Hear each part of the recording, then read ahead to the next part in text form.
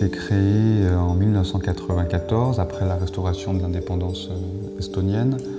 Un drame chez les Seto a été le fait que cette frontière passe à travers leur territoire.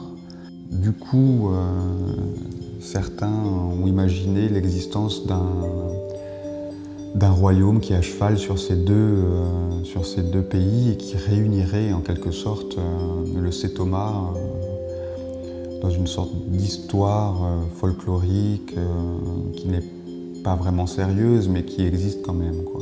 Donc ils sont allés chercher dans leurs racines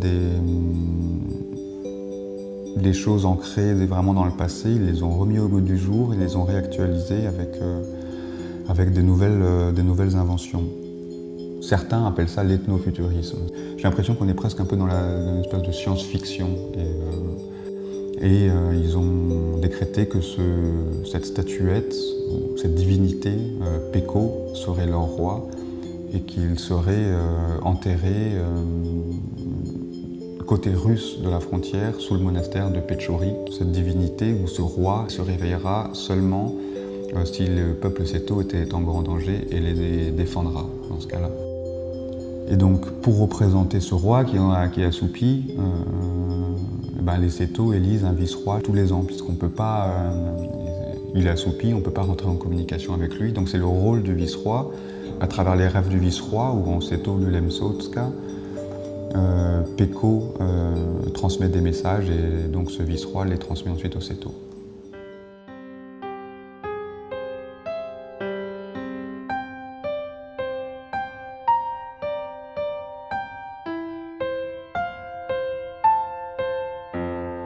Alors ici, justement, nous sommes lors de l'élection du vice-roi.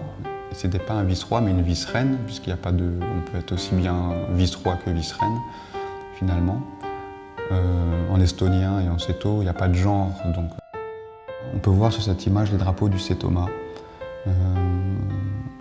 Et également un bio de bois sur lequel, avant d'être élue, Annela était debout. Et elle chantait. Derrière elle, il y avait un chœur Seto qui l'encourageait à chanter. Elle défendait en fait, son programme en quelque sorte. Elle est élue par tous ceux qui sont là, en fait. Même s'il y a des touristes japonais dans l'audience, ils peuvent aussi participer à l'élection. Voilà, il n'y a pas besoin d'avoir de papier. On est vraiment dans l'imagination. Ils s'inventent des espèces de chars militaires complètement invraisemblables où ils ne se prennent pas au sérieux. Et donc là, on est en présence on peut dire de l'armée Seto. C'est pour affirmer leur existence aussi, finalement, genre leur existence politique, même si ça n'existe, même s'il n'y a aucune existence politique. Voilà. Et ils en rigolent bien.